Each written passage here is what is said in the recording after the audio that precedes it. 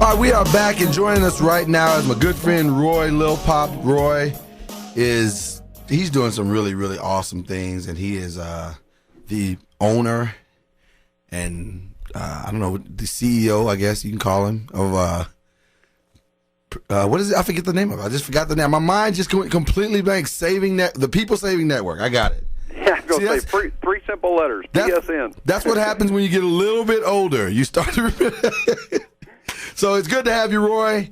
And, man, you sent me this article, and I thought it was really good, and I thought it was something that definitely on our health and wellness segment here today we needed to talk about. So let's talk about it. This is kind of a disturbing article if you think about it. The article insinuates that Kentucky is one of the top 5 saddest places to live, or miserable states to live. Now, why is that? Well, it's based on a score process that they use that it indexes every single state. It's based on a lot of factors, from the health condition of the people, incomes, obesity rate is listed in there, life expectancy. And you're right, it is really sad. We don't mind if U of L or U of K ends up in the top 2, but Kentucky's actually the number 2 most unhealthy state overall in its rating. Wow. And it's sad. It really is.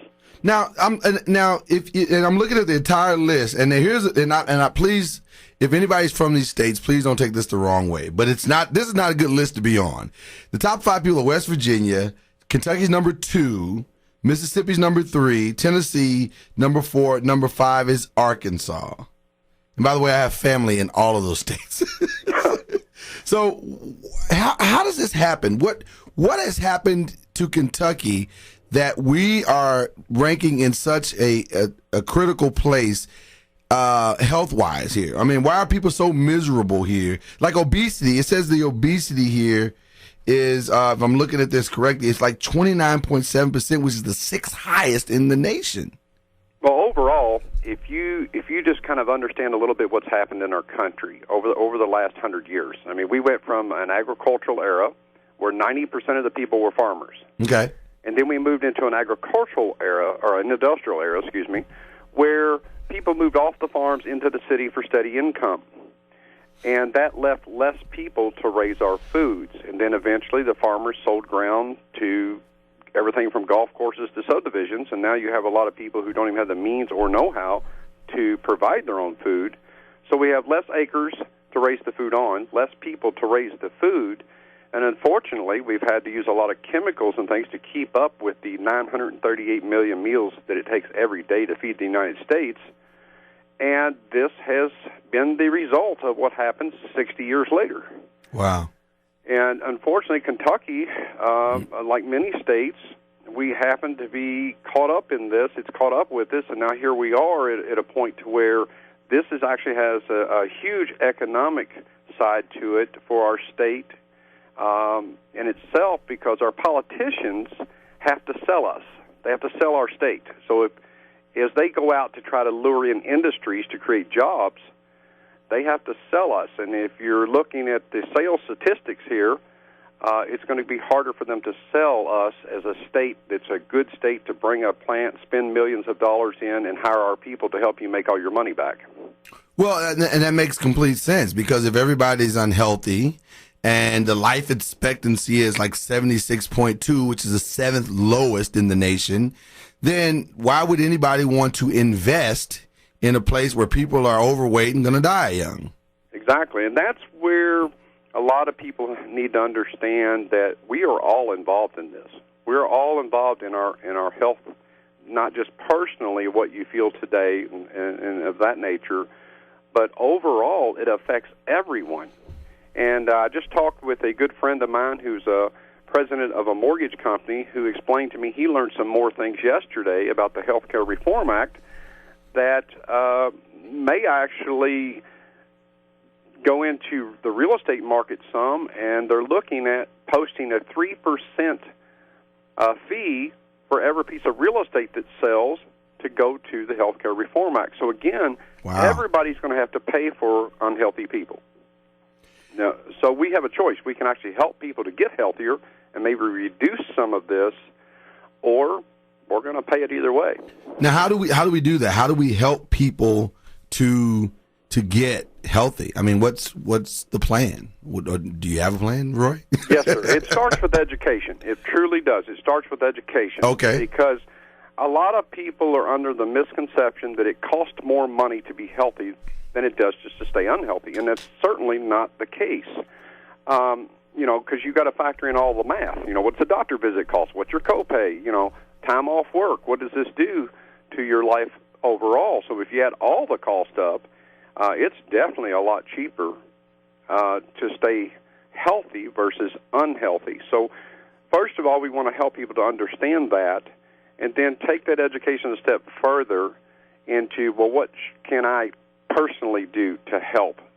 And I found a company that we affiliated with People Saving Network, called Vasalis Science, and they are addressing this issue, because the issue actually is the lack of nutrition in our foods. Okay. That causes people to eat more foods, which causes people to pick up weight, which causes a whole laundry list of problems. So we have to deal with being healthy first from a nutritional standpoint. That's the center core of good health. You cannot be healthy and be suffering from malnutrition at the same time. It's not possible. Now, here's what's interesting about what you're saying. I am on the Vasalis Science shakes right now, Body by V. I'm taking the 90-day challenge. Many the listeners are coming on board, have jumped on board to take the challenge with me, or are jumping on board to take the challenge with me. And you talked about the cost. You talked about how much it costs. But I feel like, and I could be wrong, but it feels like I've only been on it a week, since last Wednesday, but I think I saved a lot of money. I don't think I spent a lot of money last week at all on meals. I'm taking a shake in the morning, I'm taking another one at night, and I'm eating like a healthy lunch or whatever. And other than that, other than the lunch, that's the only money I really spent, or I prepared a lunch at home or whatever. I haven't spent a lot of money on this thing. Well, let me help you give you a little factual example. A home-cooked meal costs $5.57 national average per person to prepare. Okay. Most people are eating at least two of those at home, so there's $11.14 a day. Then the average person is spending somewhere between $7 to $10 a day on lunch, and we're talking about the people who do that out, right? Whether it's, it doesn't matter what restaurant it is or fast food or whatever, they're going to be somewhere in there. So if you took your $11.14 plus $8, you're at $19.14 a day. Wow. And that sounds about right. That sounds about right, yeah. So $20 a day basically is what you're looking at the average person spending per day to eat 3 meals a day. Mm-hmm. Well, you can have our Vasalis shake, a good example, $1.87 a piece. So 2 meals would cost you $3.74. So that would make your total expenditure $11.74 for the entire day, which is keeping $7.40 a day in your pocket. So it would pay you to get healthy. Now, see, that would be worth it, just that alone. Exactly. So you're really looking at $51.80 a week in savings, or $207.20 a month to get yourself healthy. So now you just solved the gas problem at the same time. Yes, sir. If you think about it, because now you're not spending as much in gas to go get the food, or you have gas money left over because you're saving money on the food. Well, and this isn't even taking your medical cost into perspective. This is just looking at the raw materials themselves, the food. Mm-hmm. Yeah. And, when you can help yourself to get healthy, you're going to get fit, you're going to feel better, you're going to perform better at your job. And that's one of the reasons why that I go out and I do some seminars, and I go out and I help companies launch 90-day challenges for their employees. Wow. I know a lot of people have seen like the Biggest Loser television show and things like that. Mm-hmm. Well, that's what I'm doing with companies, because companies can help lower their health care cost, their health insurance to their employees, if you show that you have a healthier base employees. Because one thing people really don't think about is when they use the word, or let me ask you, and you answer it because this would be helpful to people. You've heard of health insurance. Now, where do you get that from? Well, normally you get it from work. Okay. The majority of people probably get it from work. And they, what companies? Are you asking me specifically companies? No, but what industry do they get it from? Oh, they get it from the medical industry. Okay. Yeah. Now, if you understand and follow the dollar, you kind of understand a little bit more about why there's not more preventative health care things out there. Absolutely. Now, the other side of that is the insurance comes from insurance companies. And any company out there is there to make profits. So if you just understand when you say, insurance company, they're not there just to pay for things for you. They're there to make a profit for themselves. Right. So the lower you are at risk to them, the lower cost they can provide for you. And we understand that with our cars. We know if we go out here and have 5 or 6 accidents, we're going to pay a higher rate. Right. Well, we need to understand that that's true with our health, too. Roy, this is so important. It's such an important topic here. And one of the things that we made it a mission to do with this radio show, and particularly this segment every week, and why it's so important to me is because I agree with you that we need to change and shift the paradigm of thinking within this region, within the Kentucky, Indiana region. It needs to change. It needs to shift. People have to start thinking about long-term health and not just being able to pay a health bill when you get sick, but never getting sick in the first place.